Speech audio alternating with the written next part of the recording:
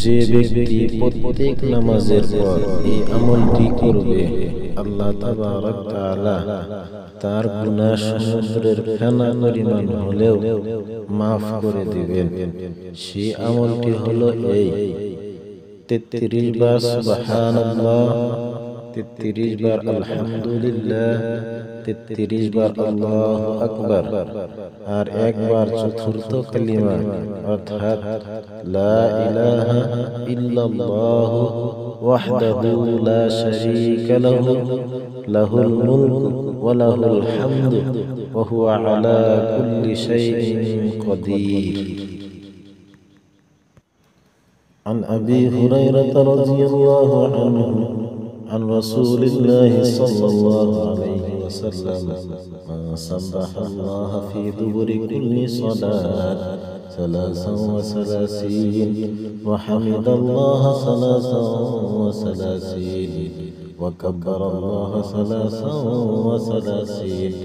فتلك 99 وقال تمام 100: لا إله إلا الله وحده لا شريك له له الملك وله الحمد وهو على كل شيء قدير غفرت خطاياه وإن كان مثل زبد البحر أو كما قال عليه الصلاة والسلام।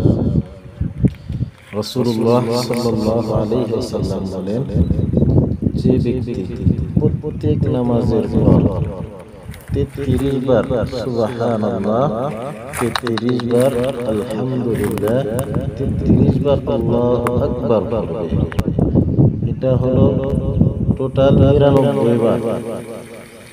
100তম বারে লা ইলাহা ইল্লাল্লাহ ওয়াহদাহু লা শারীকা লাহু লাহুল মুলকু ওয়া লাহুল হামদু ওয়া হুয়া আলা কুল্লি শাইইন কাদির পড়বে,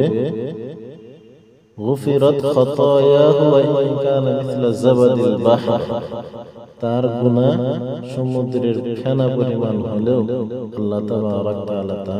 মাফ করে দিবেন।